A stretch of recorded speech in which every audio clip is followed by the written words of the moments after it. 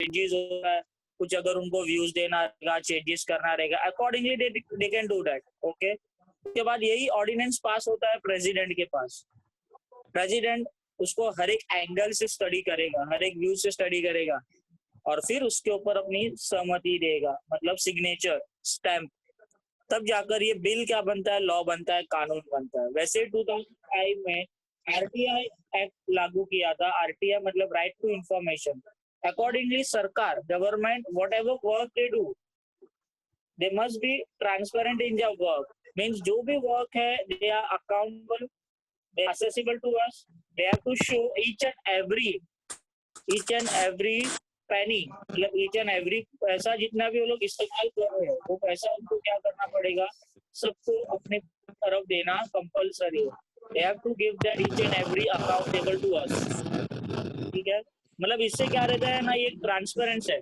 सरकार इससे गवर्नमेंट और अपने बीच में एक ट्रांसपेरेंट है, like plastic, like a mirror, like a glass.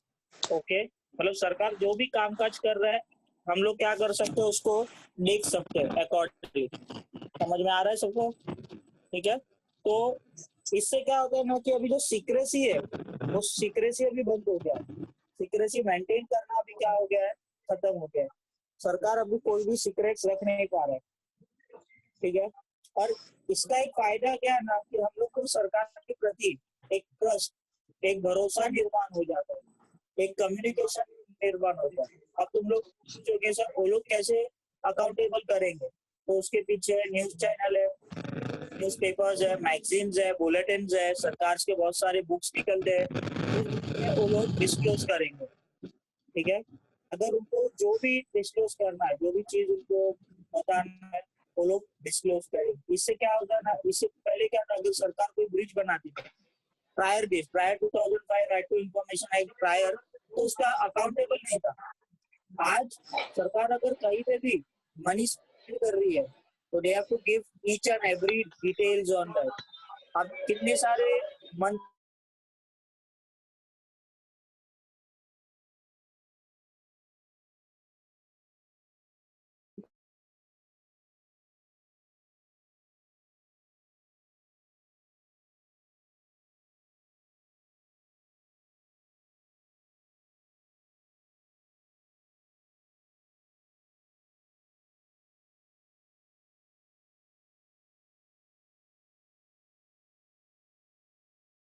ठीक है, नेक्स्ट पैराग्राफ देखो। After the year 2000 the whole approach to democratic reforms has change.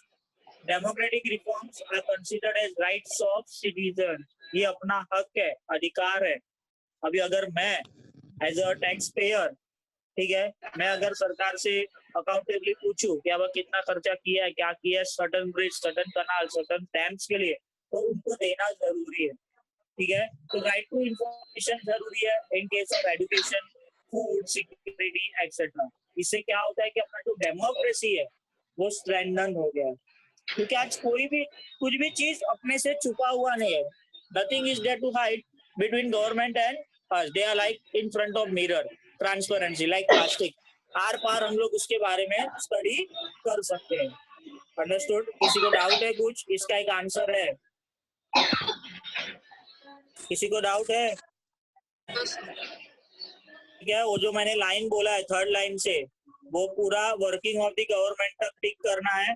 वो 2 मार्क्स का आंसर है, आता ही है सीक्रेसी में।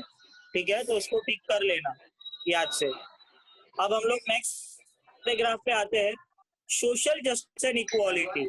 अब ये तो हम लोग जानते ही है, सोशल जस्टिस क्या होता है। सोशल जस्टिस मतलब हर एक को न्याय मिलना चाहिए। ठीक है, किसी के साथ भी अन्याय होना नहीं चाहिए। एंड इक्वालिटी, ये 2 इम्पोर्टेंट चीज है। ठीक है, आज अगर इसके बारे में going to give a good example कि तुम्हारे स्कूल में ही देख लो। ठीक है, स्कूल में सबको तुम लोग को क्या है, यूनिफॉर्म दिया गया है कि नहीं दिया है? एवरीबॉडी यूनिफॉर्म है कि नहीं है सबके पास? ठीक है, हाँ। साइंस में तुम लोग को यूनिफॉर्म का मतलब पता ही रहता है, सेम होता है ना। साइंस में यूनिफॉर्म स्केल, अनयूनिफॉर्म स्केल किया रहेगा ना। हाँ, तो यूनिफॉर्म का मतलब होता है, हाँ, यूनिफॉर्म का मतलब होता है सेम। तो ये 2 चीज, सोशल जस्टिस और equality, they are like uniform to us. आज स्कूल में तुम्हारे साथ यूनिफॉर्म क्यों दिया गया है? वाई? बिकॉज उसी के ऊपर तुम्हारी पहचान है। कोई तुम्हारे ऊपर तुम्हारे कास्ट, तुम्हारे धर्म, तुम्हारे नाम, तुम्हारे पेमेंट्स या उसके बारे में कोई तुमको जज नहीं करेगा। अंडरस्टूड? स्कूल में मुझे बताओ, सब कास्ट के लिए फीस सेम है कि अलग है? सब लिए सेम है सर। ठीक है। वो एक हॉलमार्क है, हॉलमार्क ऑफ गुड गवर्नेंस है। समझ में आया? Yes sir. कॉन्स्टिट्यूशन में ये दो चीज दिया गया है, सोशल जस्टिस एंड इक्वालिटी। ठीक है।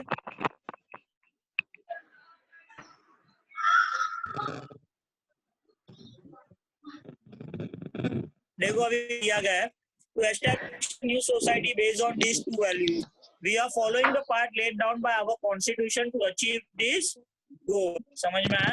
आप देखो, पहले ये मैंने पैराग्राफ कल भी तुमको एक्सप्लेन किया था, मैं फिर से एक्सप्लेन कर रहा हूँ, ध्यान दो।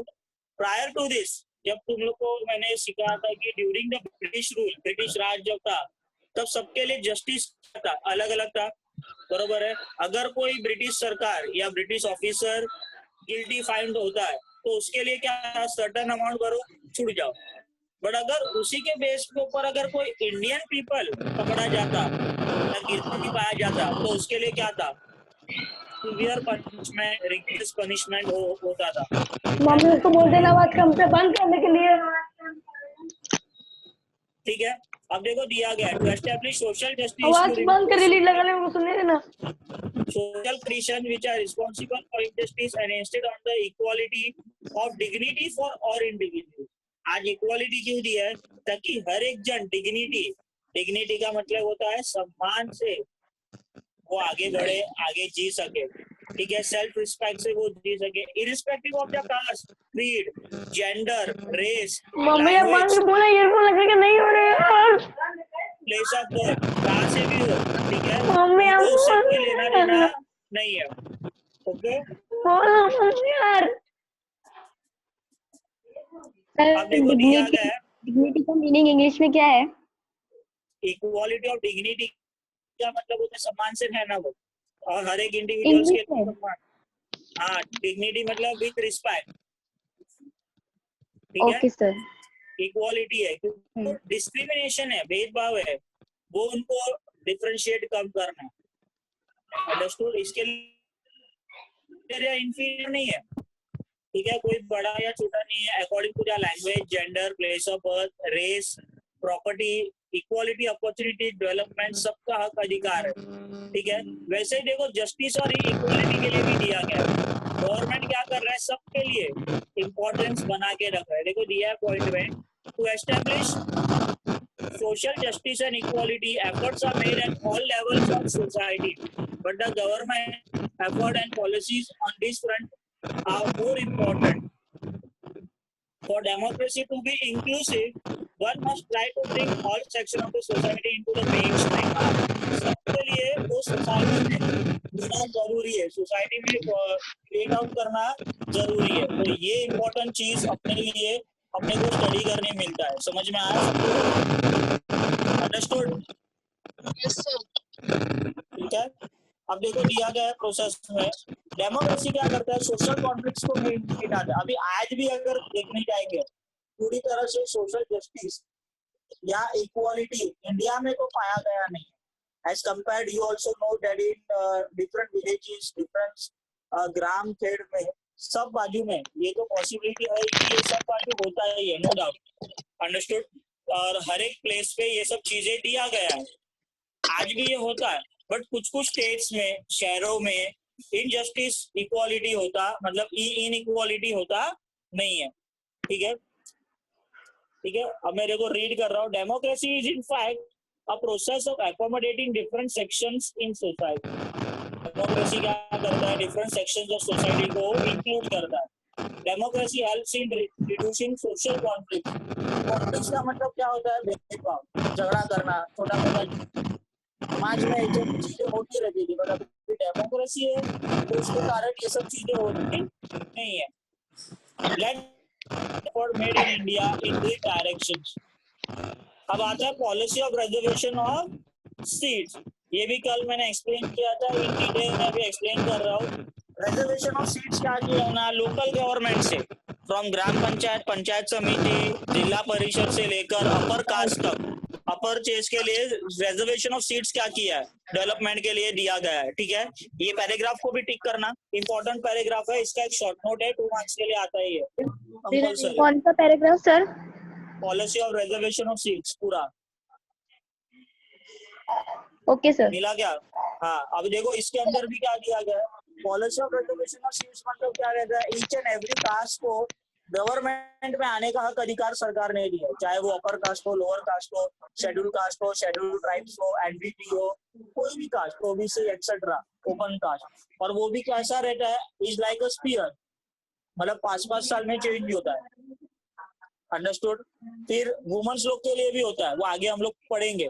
ठीक है, मतलब कैसा रहता है, 2.5 साल 5-5 साल में ये चीजें चेंज होते रहती है, अकॉर्डिंगली ये चीजें चेंज होती है। देखो दिया है, policy of reservation of seats is meant for those section of society who have been deprived of the opportunities for education and employment for a long period of time। अब देखो 1950 से ये रूल्स रेगुलेशन फॉलो किया गया है। Doctor Baba Saheb Ambedkar ने जब constitution बनाया था, संविधान बनाया था, तब उन्होंने ये रूल्स रेगुलेशंस दिया था कि एम्प्लॉयमेंट अपॉर्चुनिटी सबको मिलनी चाहिए। ठीक है, एम्प्लॉयमेंट सबको होनी चाहिए और उसके साइड बाय साइड उनको एजुकेशन भी मिलना चाहिए। इसके लिए सरकार के जगह पे, मतलब मंत्री हो, प्राइम मिनिस्टर्स हो, प्रेसिडेंट हो, वो कोई भी कास्ट का बन सकता है और वो रोटेशन में होता है। मतलब पहला 5 साल के लिए ओबीसी वाला रहेगा, उसके 5 साल के लिए एससी वाले रहेंगे। इट्स लाइक अ सर्कल, और वो सर्कल रिव्यू होते जाता है, चेंज होते जाता है, होते जाता है, होते जाता है। समझ में आया? ऐसा जरूरी नहीं है कि हर बार ओबीसी वाला ही आएगा, हर बार एससी वाला आएगा, हर बार शेड्यूल ट्राइब्स वाला आएगा। वो सर्कल घूमते घूमते घूमते घूमते रहता है। ठीक है, अभी अगर तुम लोग को ज्यादा करके ये पता भी होगा कि नहीं मालूम नहीं, जो अपने प्रेसिडेंट है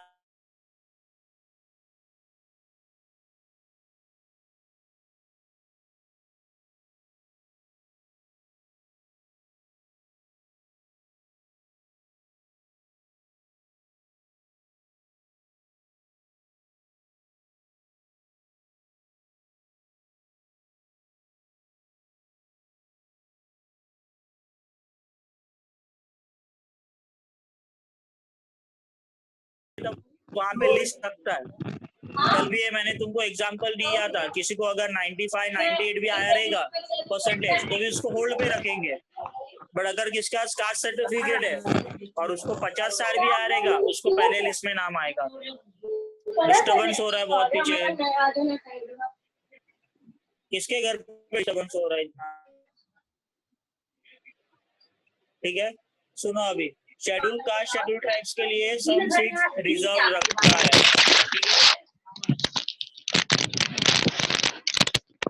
okay, there is also backward classes, मतलब ओबीसी के लिए भी। अभी जब तुम कॉलेजेस या कहीं और पे जाओगे स्टडी करने या जॉब्स के लिए, तो सरकार क्या करती है, उन सब के लिए अलग अलग सीट्स रिजर्व करके रखती है। सर्टेन सीट्स, सब नहीं, जैसे कि अभी कुछ कुछ कॉलेज है, जैसे कि मैंने कल बताया था, माइनॉरिटीज के लिए भी कुछ कॉलेजेस होते हैं। ठीक है, कुछ कुछ स्कूल्स भी माइनॉरिटीज के लिए रखे जाते हैं, कुछ कुछ जॉब्स भी माइनॉरिटीज के लिए रखे जाते हैं। ठीक है, अब आते हैं next caste, schedule caste and tribes, prevention of atrocities act. Atrocities का मतलब होता है जोर जबरदस्ती करना निचली कास्ट के लिए और उनको प्रेशराइज करना। इसके लिए शेड्यूल कास्ट और शेड्यूल ट्राइब्स के लिए भी सरकार ने सर्टन रूल्स रेगुलेशन फॉलो करने के लिए लगाए और उनको भी सर्टन सुख सुविधाएं सरकार ने दी। अकॉर्डिंगली गवर्नमेंट उनके लिए सर्टन कामकाज करी है। This is an important act for establishing social justice and equality. This act prevents any injustice against the people belonging to scheduled caste and scheduled tribes, and any act of atrocity committed against them is liable for punishment। अगर कोई भेदभाव करता है, जातिवाद, जिसको हिंदी में हम लोग क्या बोलते हैं, जातिवाद। ठीक है, कास्ट सिस्टम के ऊपर भेदभाव कर रहा है या कास्ट सिस्टम के ऊपर डरा रहा है, धमका रहा है। हम लोग ने बहुत सारे फिल्म्स में ये सब तो चीजें देखी होगी। ठीक है। बेस्ट एग्जांपल अगर तुमको फिल्म का दूं तो मैं लगान है, ठीक है, जहाँ पे जो बॉलर रहता है कचरा, याद है ना, उसको लोग ग्रुप में लेते नहीं है इन अ मैच, बट जब आमिर खान साहब, क्या बोल रहे हैं, हेलो, जब आमिर खान साहब आते हैं तो उसको टीम में क्या करता है, वो शामिल करता है और बोलता है नहीं कि यही हाथ क्या करेगा, अपने को मैच जिताएगा। वैसे ही है, तो यहाँ पे भी वही दिया है। अगर अभी कोई कास्ट सिस्टम के ऊपर भेदभाव करता है, टिल डेट अभी भी होता है स्टूडेंट्स, मैं ये नहीं बोल रहा कि completely it is ban, but कुछ कुछ गांव ग्राम खेड़ में जातिवाद जाति भेद, it's a part and parcel of our country. और अगर देखने जाओगे तो caste system it's only found in India, और कोई भी कंट्री में जाओ तुमको कास्ट सिस्टम मिलेगा ही नहीं। वहां पे मेरिट के जोर पे तुमको सब कुछ दिया जाता है, ऑन योर काबिलियत, on your status, on your education field. But in India caste system ही पाया गया है, इसके लिए बोला गया है कि देखो it is a liable process to all, ठीक है।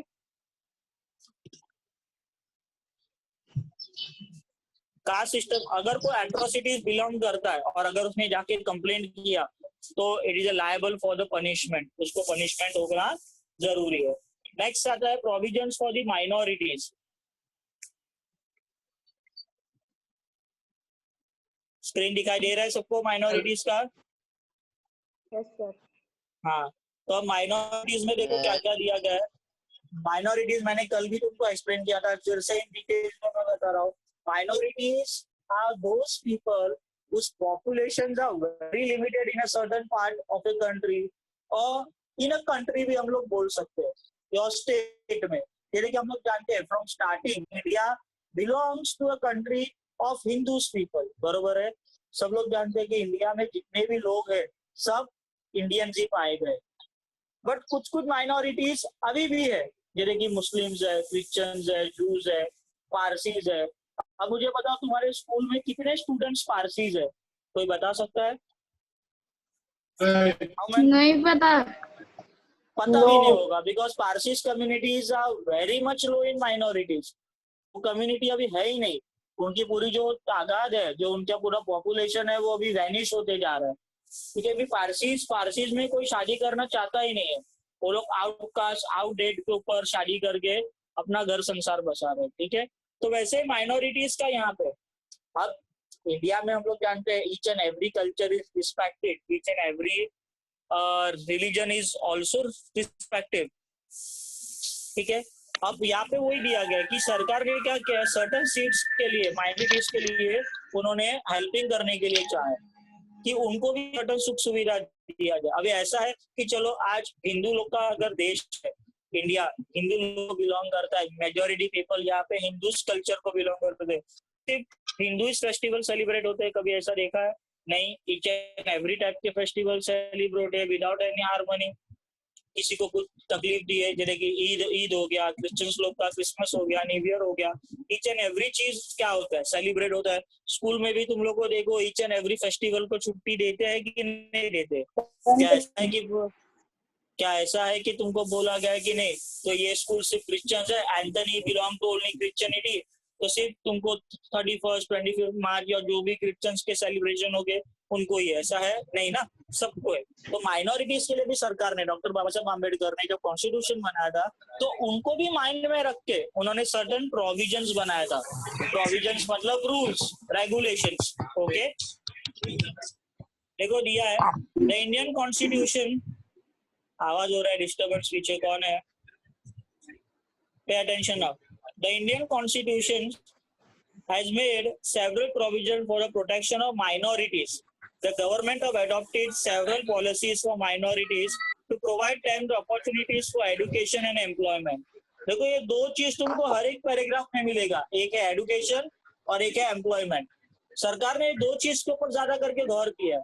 रिमेंबर दैट कि जब भी कॉन्स्टिट्यूशन फ्रेम हुआ है या अमेंड हुआ है तो एडुकेशन और एम्प्लॉयमेंट के ऊपर ज्यादा करके सरकार ने प्रेशराइज किया है, ज्यादा करके जोर दिया है, ठीक है। The Indian constitution prohibit discrimination on the basis of caste, religion, race, language and region, ठीक है। कोई भी चीज इंडियन कॉन्स्टिट्यूशन डिस्क्रिमिनेट नहीं करेगा तुम्हारे कास्ट, क्रीड, रिलीजन के ऊपर। अब एक सिंपल सा एग्जांपल दूं, सेंट एंथनीज कॉन्वेंट स्कूल है, belong to all Christians, but वो बताओ वहां पे कितने क्रिश्चियन लोग पढ़ते हैं? मेजोरिटी। गिन सकते हो तुम लोग उंगली पे कि ऐसा बोला गया है कि नहीं this school belong to convent English medium so only Christians are allowed? सबको दिया है कि नहीं दिया है एडमिशन? बोलो। Yes. Yes, sir. सबको दिया है ना? Yes. हाँ, Yes, ऐसा sir. वहाँ पे कोई यहाँ पे वैसा कोई रूल नहीं है कि सेंट एंटनी सिर्फ कॉन्वेंट स्कूल है तो only students from Christian community come and study है। नहीं, सबको दिया है ना वैसा। This is a comprehensive provisions for minorities which fundamentally protects their rights to equality, freedom, right again education, cultural and educational rights. आज उनको पूरा हक अधिकार है कि जो भी अपना रूल्स रेगुलेशंस है, कल्चर है, वो बता सके। तुम्हारे एनुअल डे में देख लो डिफरेंट टाइप्स के सॉन्ग्स हुए थे, बरोबर है।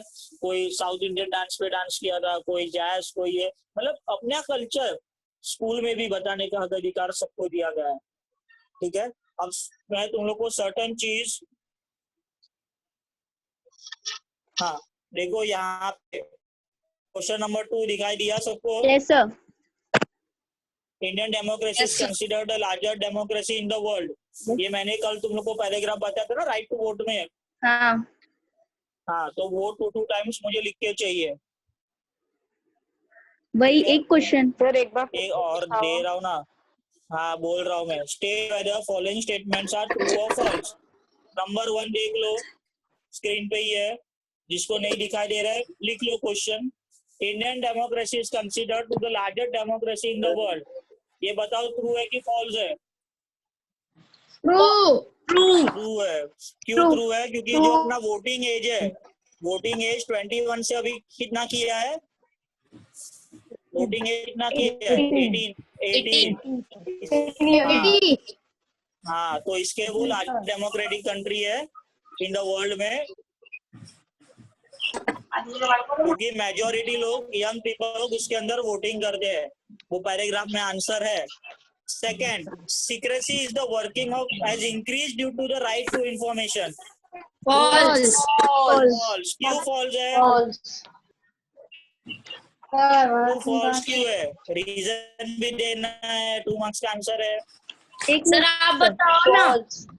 Right to information has made the government more transparent and has reduced the element of secrecy in the working of government. हाँ, तो देखो राइट टू इंफॉर्मेशन का जो पैराग्राफ मैंने तुमको अभी टिक किया करवाया था, याद है ना?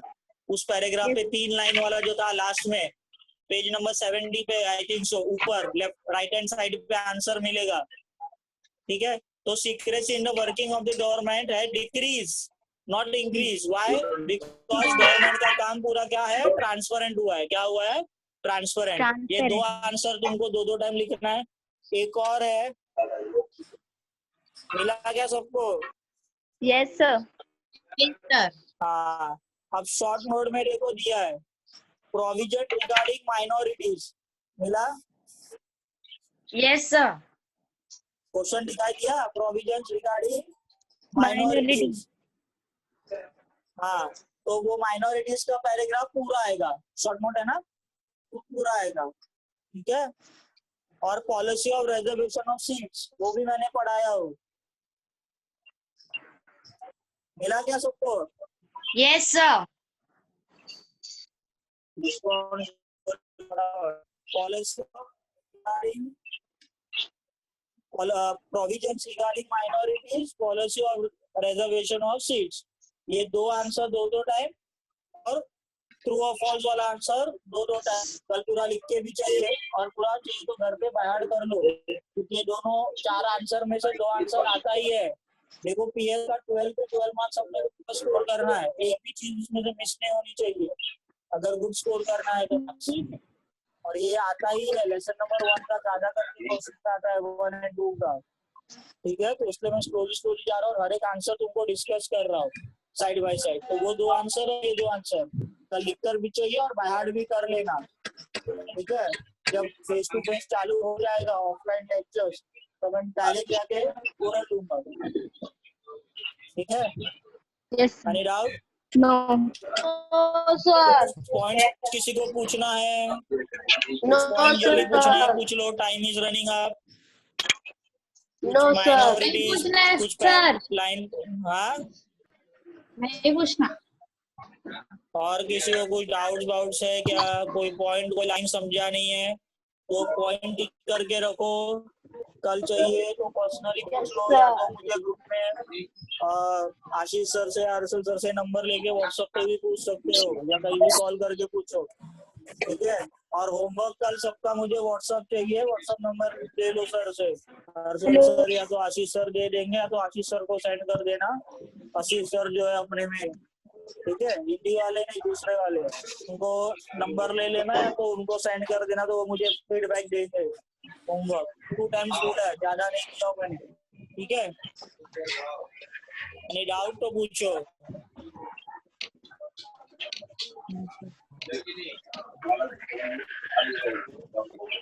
any doubt? No, sir. No, sir.